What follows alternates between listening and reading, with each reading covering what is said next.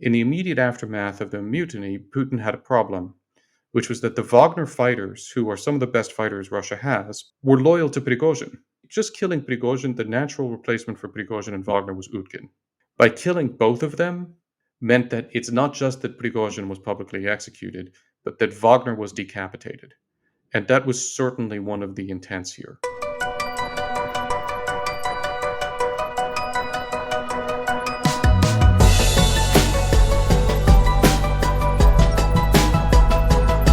We're up with a special episode of Call Me Back today. We'll be back on our regular scheduled episode drop on Monday, where we'll be having a discussion on the state of the presidential race, specifically after the Republican presidential debate on Wednesday night. But the reason we're dropping this special episode is because I was having a conversation with Fred Kagan, a frequent guest on this podcast for all things Russia, Ukraine. And I figured rather than just having the conversation to check in with Fred, we should probably record it and share it with our listeners. Now, why was I checking with Fred? Well, that should be obvious.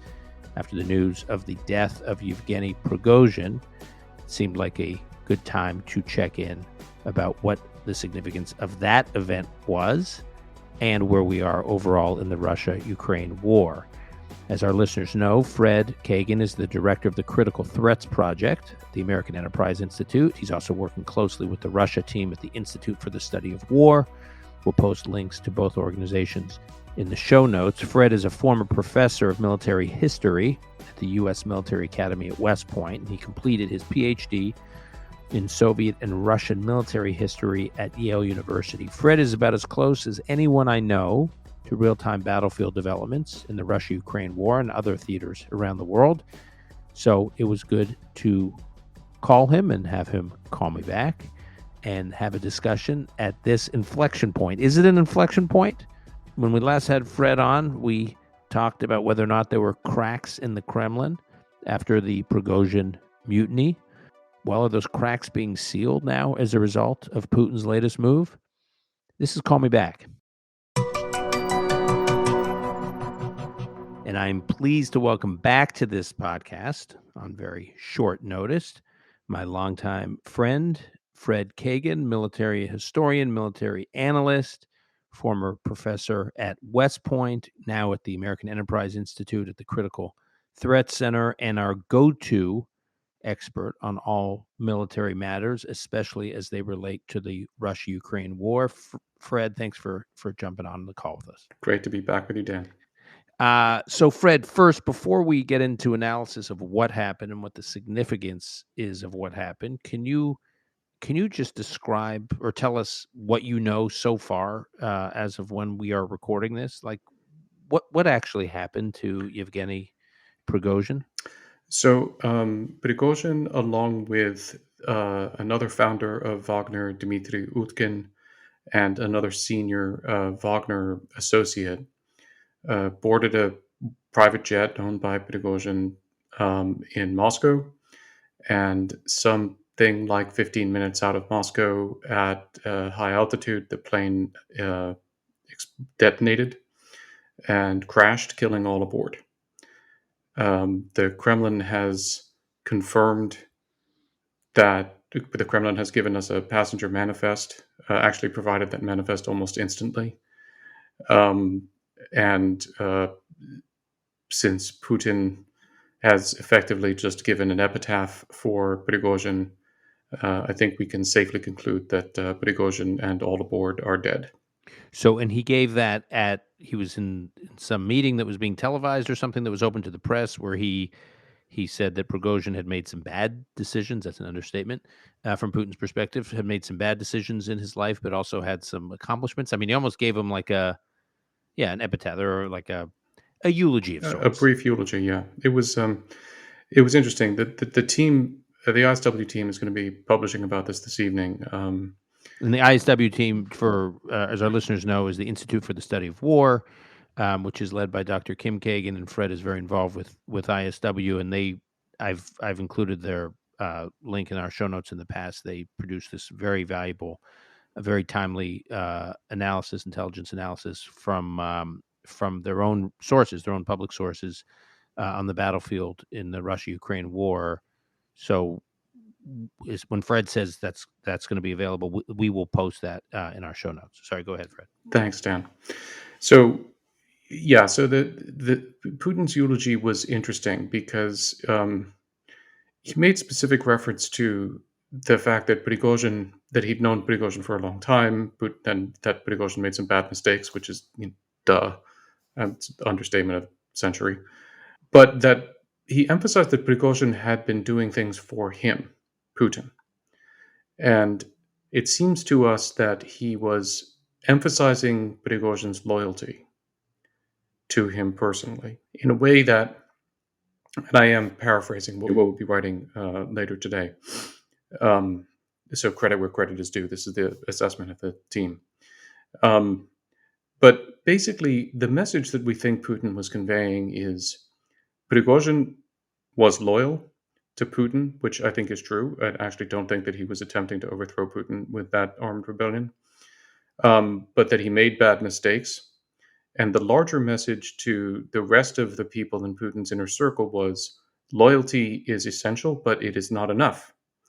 You can be loyal, but you can make bad enough mistakes that you end up having your aircraft explode at 28,000 feet. Well, bad enough. I mean, the mistake here was that he was ultimately very disloyal. So it wasn't like he was Well, loyal but so did stupid things. He was loyal and then he was disloyal. it's an interesting question, and I think that it's actually more nuanced than that because we think that Prigozhin was not trying to overthrow Putin. We think that he was trying to force Putin to fire Minister of Defense Shoigu and Chief of the General Staff Gerasimov, with whom Prigozhin has been at feud for a long time. And we think that Prigozhin actually probably thought that he was still being loyal to Putin. At any event, it's noteworthy that Putin didn't suggest that Prigozhin had stopped being loyal or betrayed him. He suggested that Prigozhin had made a bad mistake. And whatever Putin actually thinks about this, I think the message that was being conveyed is important because it's known within Putin's inner circle and generally beyond that that Putin values loyalty and is loyal to those who are loyal to him, including Shoigu and Gerasimov, despite their horrific failures in this war. But I think this message was meant to say loyalty isn't enough. And all of those of you who are loyal must also still be careful. Okay, I want to present two facts to you, or one fact and one image. Okay, the fact is June 23rd, 2023, which was the day of the, at least as we were seeing it, we don't know what was going on behind the scenes, but the day of the formal commencement of the mutiny, which is, I think, 60 days to the day, of the plane falling out of the sky. So we should assume that the 60-day anniversary, I think, or I'm asking, should we assume that that anniversary was not a coincidence? And B, the image of a plane falling out of the sky was also not a coincidence. There are a number of ways Putin could have taken care of Prigozhin, and he chose this image. So the date and the optics of a plane falling from the sky, what are we to read into them? So I'm going to start by saying that the odds are that we'll never know for 100% sure exactly what happened, and the Kremlin will work to make sure that we never know for 100% sure exactly what happened. But I'm pretty confident in the following assessment. This was a deliberate assassination. Putin probably regarded it as an execution of Prigozhin. The date was not a coincidence. And there was various staging around the incident that was also not a coincidence. Putin was at a concert at the time that this happened for commemoration of the end of the Battle of Kursk from 1943. That was not, I think, accidental staging. And as the Kremlin would have it, apropos of nothing, the day that Prigozhin's plane is exploded, the Kremlin finally announces the replacement for Sergei Surovikin, who had been the aerospace forces commander, was disappeared almost immediately after the mutiny. Clearly hasn't been performing the duties of that office. No particular reason why anything should happen on any particular day, but on the same day that Prigozhin's plane explodes, we get the announcement of Surovikin's successor in that post. All of these things, this is all part of Kremlin staging. And so if we accept that, then we say the manner of the execution, this is the most public possible execution, right? This is literally thousands of people could see this execution carried out. Yep. And yes, the image of Icarus, if you like, flying too close to the sun, having his wings melt, and then crashing to Earth. That's a nice image. Um, there were reports that the plane was actually shot down by Russian air defenses. Um, that's now being questioned.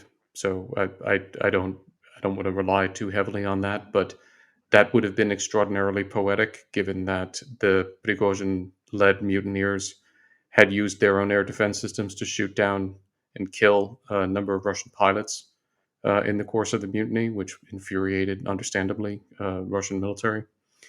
Um, if that isn't what happened, then some bomb was put on the plane to kill Prigozhin. But in any event, all of this was meant to be a very public execution. So I think we can ask a couple of questions. One is, why was it so important to Putin that it be such a public execution? And the other is, why did he wait this long? And then I've got a third question, but answer those two, and then I'll give you my third question. So, whatever Prigozhin thought he was doing with the armed rebellion, what he did do was humiliate Putin worse than Putin has ever been humiliated by anyone in his inner circle. And you could see it on the day; it was visible. Uh, Putin had to eat crap when Lukashenko, the Belarusian dictator, was preening about how he negotiated this deal, and then it is a deal that ended the mutiny because Putin's own forces couldn't stop the Wagner guys from getting to Moscow. Every part of that was an unbearable humiliation for a guy whose mantra is that weakness is lethal and who lives by these sort of gangland mafia rules. That humiliation couldn't stand. He needed to avenge himself, and he needed to do it in spectacular fashion because the humiliation occurred in spectacular fashion. So the question is, why did he wait 60 days to do it? And the answer is we'll never know. But the ISW team and I have been assessing that in the immediate aftermath of the mutiny, Putin had a problem, which was that the Wagner fighters, who are some of the best fighters Russia has, they're also war criminals, brutal, evil, and all like that, but they are good fighters, were loyal to Prigozhin. And the whole organization was loyal to Prigozhin.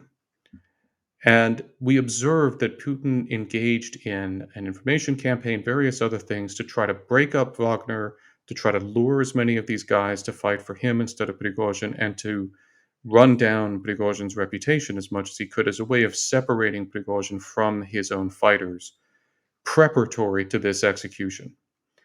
And so we think one possibility is that Putin had concluded that he had done that enough, that it was now safe to complete the execution. There are other various possibilities regarding the timing, but that's, I think, the likeliest explanation. And why on earth did Prigozhin get on that plane? Well, Prigozhin, okay, so what has Prigozhin been doing?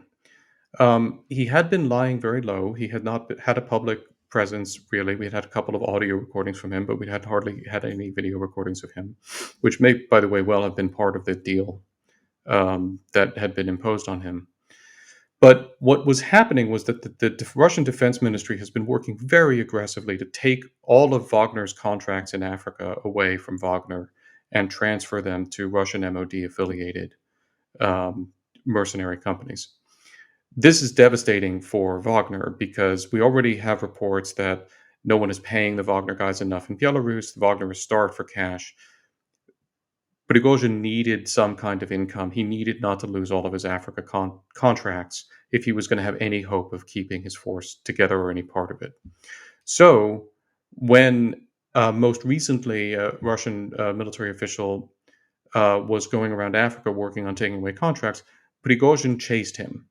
And Prigozhin flew to Africa, and then he released a video from somewhere in Africa, we're not sure, talking about how he was going to restore Wagner and how he was going to do great things and all of this kind of stuff. He did that a couple of days ago. And it's more or less flying back from that.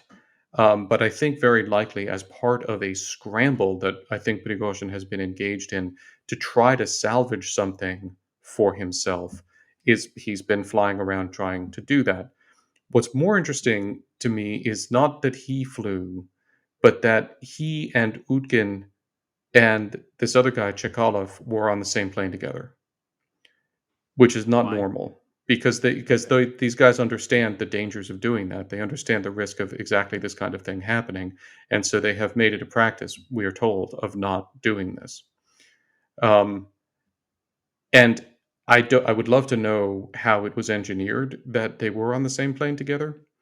But the fact that that plane was brought down meant that it's not just that Prigozhin was publicly executed, but that Wagner was decapitated. And that was certainly one of the intents here. Because by killing, if you just killing Prigozhin, the natural replacement for Prigozhin and Wagner was Utkin. By killing both of them, it leaves Wagner headless. And that was certainly the other part of the intention here. Now, interestingly, this may actually come back to bite Putin, because Utkin will look like a straightforward martyr to the Wagner crowd. He There are reports that he was involved in the mutiny, but he was never presented as a public face of the mutiny. He's very well thought of. In that crowd, there had not been a campaign to destroy him, and we're already seeing in the pro Wagner Telegram channels and so forth a lot of enthusiasm for making of Utkin a martyr, which I'm sure that Putin did not intend to do. Um, Mm. but all of that together, to me, the most interesting question is how it was so engineered that they were both on the plane together. Now, when we last spoke, Fred, you felt that, as you just said, Prigozhin has been the only real leader that's been able to successfully, at least for some period, humiliate Putin, and that exposed cracks in Putin's grip on power, and that in turn would might encourage others, or at least not discourage others from taking a risk, given how far Prigozhin got. Do you think events of the past couple of days change that analysis of yours? Well, I think they show that Putin agreed with me Hmm. and feared the same thing and desired to make it clear to anybody who might have such thoughts that it would be unwise to pursue them. Certainly, in the short term, I imagine that anybody who is thinking any such thing will not be pursuing it. I'm not sure what the long-term implications of this are. Um, this was such a goon move, if you think about it. This was such a mafia move. However, the Kremlin is going to try to spin it as some kind of. I'm sure we'll end up with some theory that this was a Ukrainian plot, right? Um, we'll have some kind of. They'll spin some sort of nonsense to try to score off it in every direction. But at the end of the day, this was a sort of a low class mafia hit done on a massive scale. That's not really a good look for Putin either. And the fact that Putin has had to resort to that, yes, it shows his strength for now, but it also shows a kind of a weakness that he had to do that. He felt the need to do that in the first place and to do it in such an ostentatious fashion. And the other thing is, look, I mean, I think he has in fact created for himself a problem that'll probably take a while to manifest if it ever does. But there are going to have been a lot of Wagner fighters who are very angry about this and who will be permanently alienated from Putin by this. That may not matter, but that's a collection of people that, on balance, would have been preferable not to turn permanently against you with a lot of anger in their hearts. So I think I think the jury's out on what the long term impact of this will actually be. But for now, I'm sure that anybody who was thinking about doing anything is not thinking about it anymore.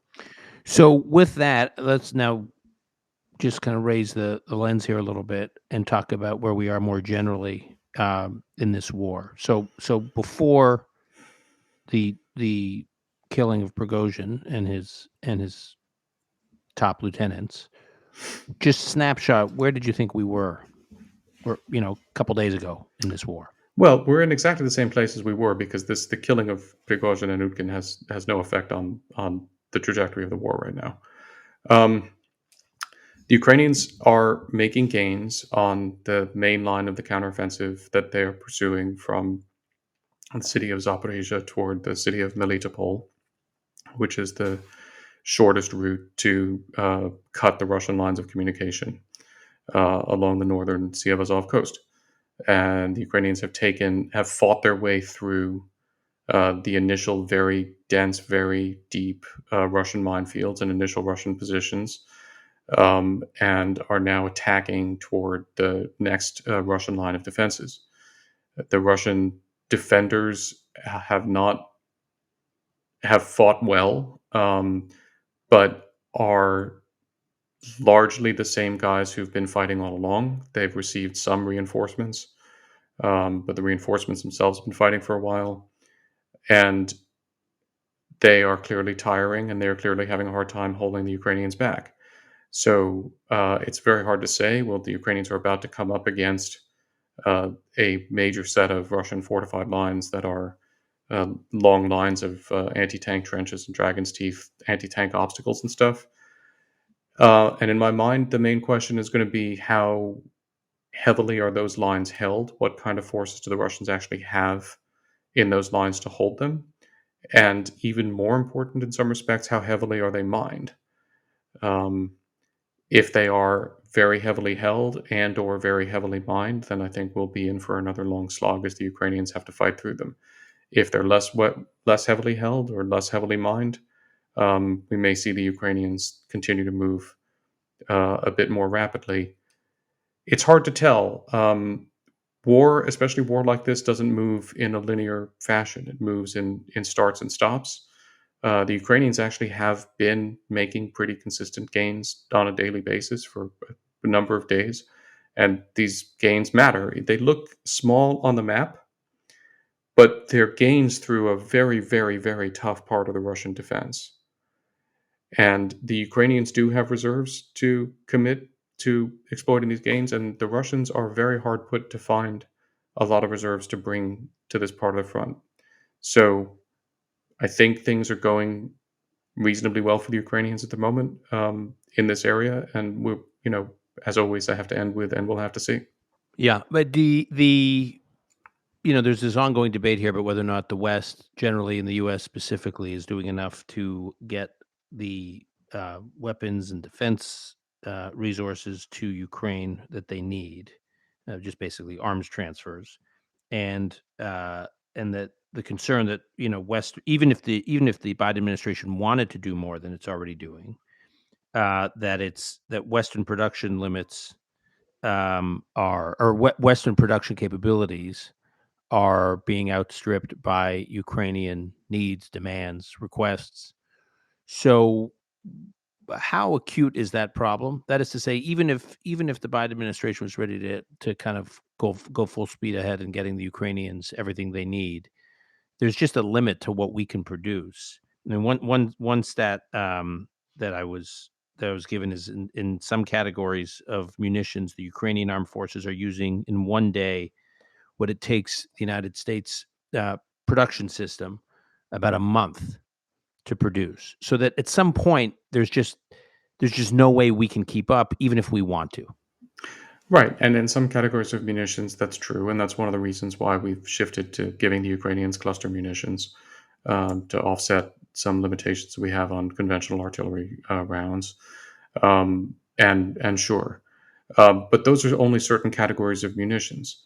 There are no M1 tanks participating in this counteroffensive.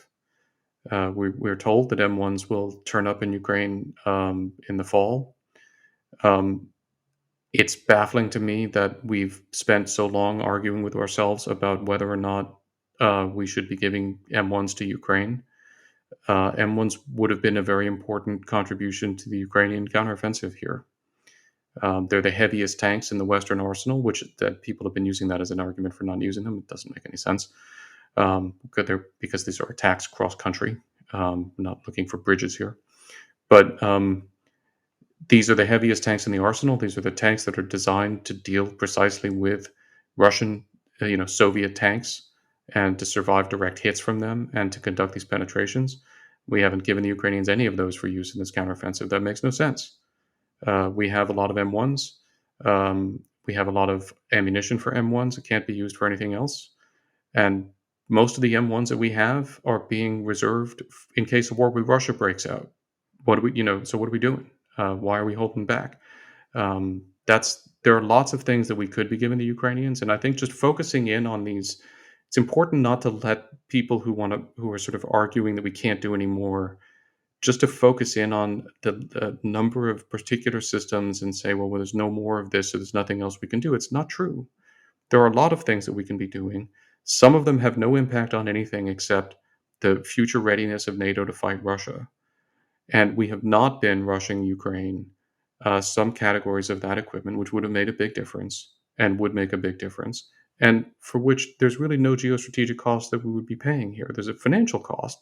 There's no geostrategic cost that we'd be paying for that. And so I think this is kind of a cherry picking of these things to say, well, we can't, we don't have enough of this, we don't have enough of that. Okay, fine. I understand that. But we have a lot of things in our arsenal. And we've selected some things to prioritize, but there are other things we could be doing. And we need to be doing everything we can right now. There's the way the press covers the counteroffensive, the Ukrainian counteroffensive, it's like it's either going well or it's not going well. And by the way, the press coverage has been pretty downbeat recently. And I take your point that there is progress being made. It's sort of bit by bit. And I do think there's a fundamental misunderstanding, if you will, based listening to you at least, about the nature of this war. This is not a war, I think what you're saying, that's going to have a clear, like, key battle that's going to end the whole thing and bring it to a rapid conclusion at some point. That this is a war of attrition, and both sides are trying to wear each other down. At some point, one side's going to be more exhausted than the other, and it's just going to slowly wind down rather than decisively end, or have some kind of political process that will quickly bring it to an end. Do you agree with that characterization? I don't. I don't think this is a war of attrition. I think that we Americans have lost what limited understanding we ever had of what large mechanized maneuver warfare actually is. This is a problem that I and others in and around the U.S. military have been fighting ever since 1991. Gave us the wrong impression that there's a way to fight a war, mechanized ground war, so that in 100 hours you do a single maneuver and you destroy the entire enemy army and you're done. And the problem is that is an N of 1 in military history. And that is not the way mechanized warfare works. Certainly not against relatively evenly matched forces that are relatively competent. So when you actually look back in history and when you actually look at how mechanized warfare usually works, you realize that there are periods of rapid movement that alternate with periods of what looks like stagnation on the front line. And that's not attritional. That's forces regrouping, preparing, setting conditions, doing various things. And then there's a period when the war moves more rapidly. That's not attrition warfare. That's just a phase in a normal maneuver war. So we Americans have gotten ourselves very confused about what successful mechanized operations look like. And of course, the fact that the Ukrainians managed to do what they did in Kharkiv last year has created in our minds the notion that it's reasonable to expect them to do that again here, except that the circumstances are completely different. And so, no, there was never, and this is one of the things that I'm very, very alarmed about as I'm reading these critiques that, anonymous U.S. military personnel are leaking to the press about the Ukrainians don't know what they're doing and they should just focus everything on a single mechanized drive toward Melitopol and anything else is a distraction. Honestly, Dan, that alarms me a little bit about how our guys would fight a war if we were actually had to fight a war like this, because that's not best practice in this kind of war. Best practice is what the Ukrainians had been doing, which is you have a main effort, And we can argue about whether the Ukrainians resourced their main effort enough or whether they diverted. I mean, that's a fine argument to have. Mhm. But you have a main effort, but then you need a bunch of supporting efforts that have the effect of preventing the enemy from concentrating all of his forces on stopping all of your forces. And that's what the Ukrainians had been doing, but apparently our people are unhappy about that. And so we're yelling at the Ukrainians to stop doing what is in fact best practice in mechanized operation, and then created this very unrealistic expectation that somehow if the Ukrainians had only done what we'd said, even though we haven't given them enough equipment really to do it, that they could have just blitzed through defenses the Russians have been building for 6 months, gotten to Melitopol, and then something magic happens. And then something magic happens that's really distressing to me, because there was never a circumstance in my mind that was plausible in which the Ukrainians get to Melitopol and the war ends. There are going to need to be subsequent operations. However successful this one is, there are going to need to be subsequent operations. And I'm personally becoming a little bit alarmed at what I'm hearing in these critiques about how seriously we Americans and we in the West have actually internalized the reality that if we're going to help Ukraine retake the strategically vital territory that it needs and that it is in our interest for Ukraine to retake, we're going to have to equip it for subsequent large scale operations that are going to occur over time. I'm afraid that that's not what we're telling ourselves, and that's not what we're thinking about, and that is of all of the criticisms that I'm hearing the most alarming to me. Last question. The major fighting season ends when? Around October? Doesn't work that way. Okay. We have this whole fighting seasons construct that is basically drawn Mhm. from Afghanistan, when there was a fighting season and then it Mhm. was winter and it snowed in the passes and they couldn't move, and so there wasn't much fighting. Okay. Ukraine doesn't work that way.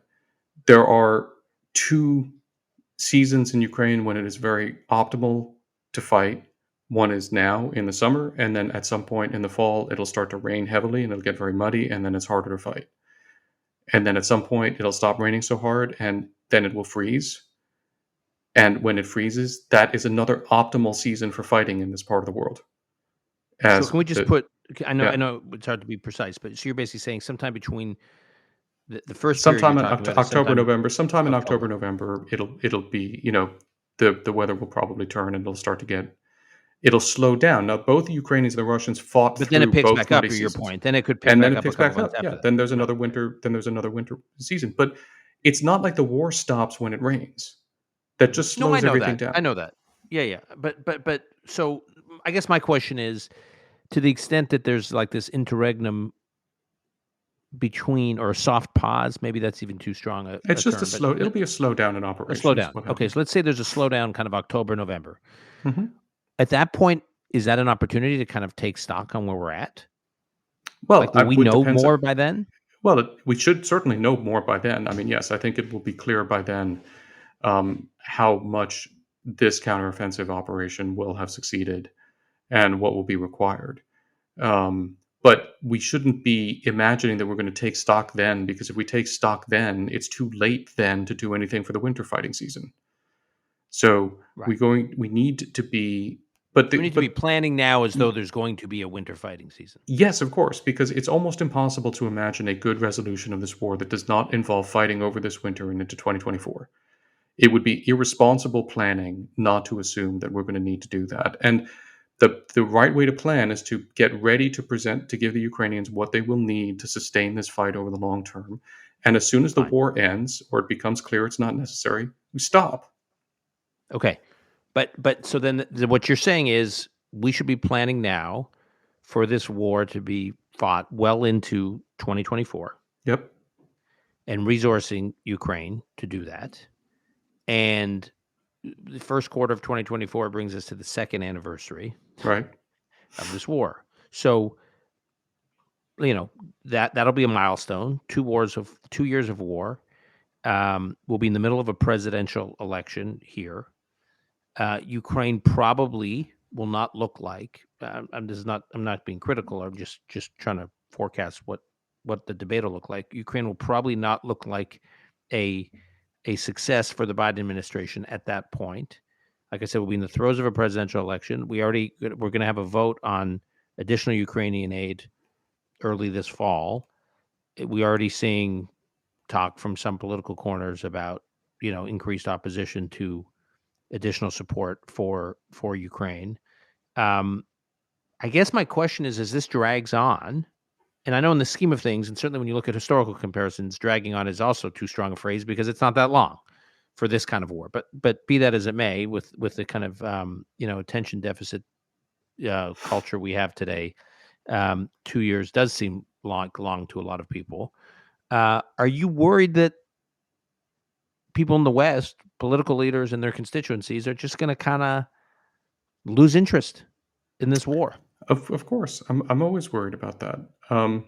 I think having this war protract is not a good thing, and I think unfortunately, But it's going to. I well, mean, yes, it listening to is. you, Yeah. Oh, yeah. yeah. No, look. So yes, the short answer is yes. Of course, I'm alarmed about that, and I think that it's important that we continue to explain to the American people. I think it would be great if the president would explain to the American people why it is important for the U.S. to continue to stand firm here. It would be great to see some more leadership on the Republican side about explaining why this war is in America's interest, and this is not the issue on which to take on Biden, except in the sense of pressing him to help More. Ukraine Yeah. more.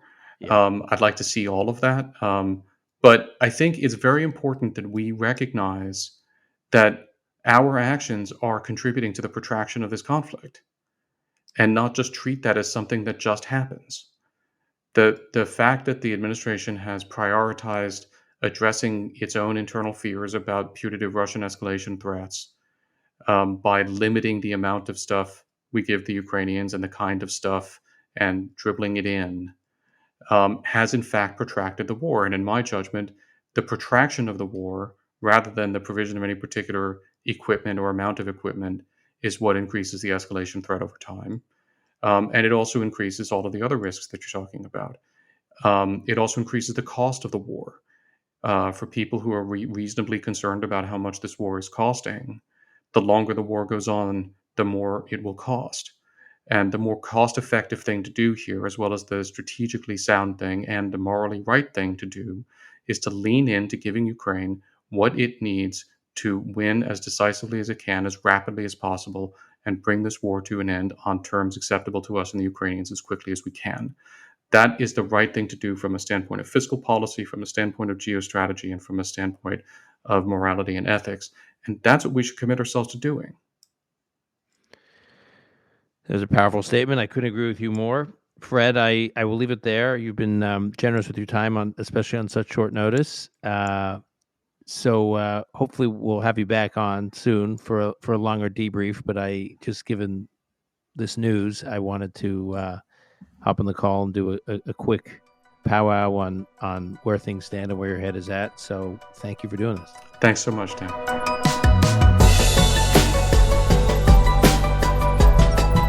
That's our show for today. To keep up with Fred, you can track his work down at the Critical Threats Project.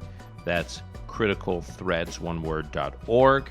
And also the daily analysis and research I highly recommend at the Institute for the Study of War. That's understandingwar.org. One word, understandingwar.org.